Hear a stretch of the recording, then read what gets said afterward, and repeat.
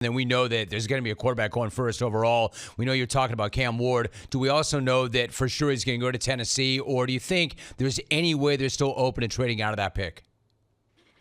Yeah, I think if you asked me that at the combine, it would have been a lot more up in the air because I think that you could make the case if you're the Titans, first year general manager Mike Borgonzi, hey, the appeal of adding, because they don't have a third round pick. And so there's a big gap between the early second and then the fourth round where they're picking. So the opportunity to add more draft capital and move back a little bit sounds like an appealing option. But this is a team that needs a quarterback just as badly as some of these other teams.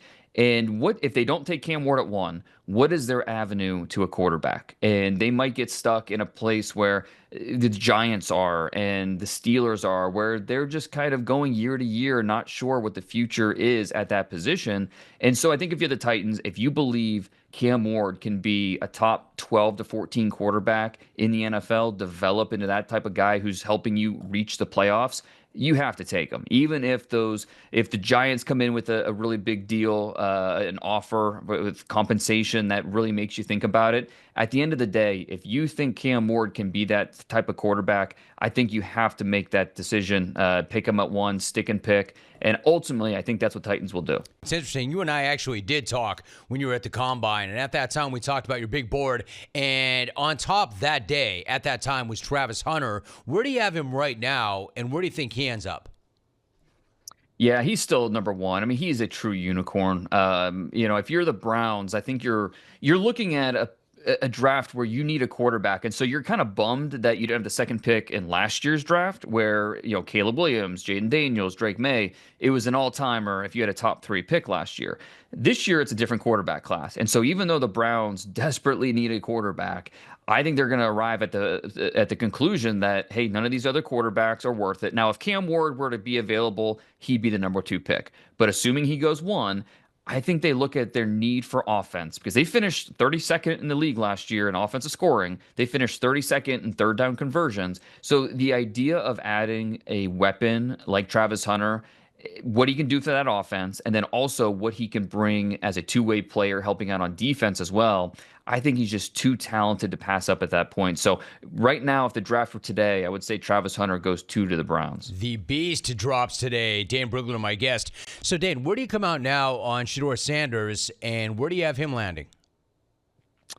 Yeah, that'll be the big question, right? And I think it's my opinion on Shedeur hasn't really changed from the season until now. I see him as a late 1, early second round pick.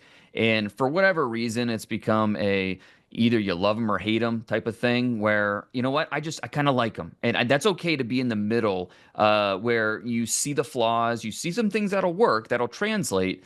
I'm just not going to take that chance in the top 5. And it's not just the idea of missing in the top 5. I'm also passing on an Abdul Carter, a Travis Hunter, if I'm one of these teams like the Giants or the Browns. Now, the question about where he's going to ultimately land up it gets fascinating because if he doesn't go top 3, then it's Shedeur watch the rest of the draft. Does he go to 9 to the Saints? Could he fall to the 20s when we're talking the Steelers? Maybe one of those teams, the Browns, the Giants, trading back up into the late part of round 1 in the 20s to go get him. Could Jackson Dart from Ole Miss leapfrog Shedeur and be the second quarterback drafted? So I think there are a lot of different outcomes that are possible here. I have not found a team that I really trust or that teams believe that Shedeur is definitely going here or he won't get past this pick. There's a lot of uncertainty about where Shedeur is going to land. And that's not just those of us on the outside. That's when you talk to teams, they can't wait until draft day to see how it all plays out. Finally, let me ask you about Ashton Jeanty, top running back in the class, right? Where do you project him going?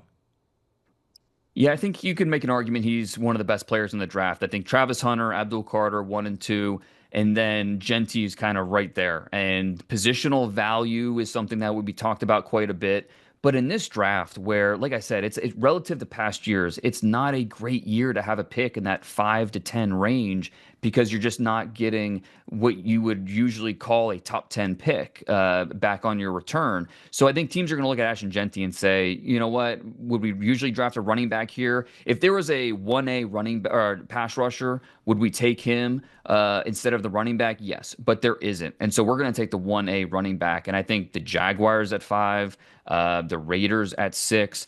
And at the very least, I don't think he gets past the Bears at 10. So somewhere in that top 10, a team is going to look at Ashton Jeanty and say that it's just the value is too much. And what he can mean to our offense, the way that he can, and we didn't see it enough this year. We know he could do it in terms of the rushing yards and with the ball in his hands.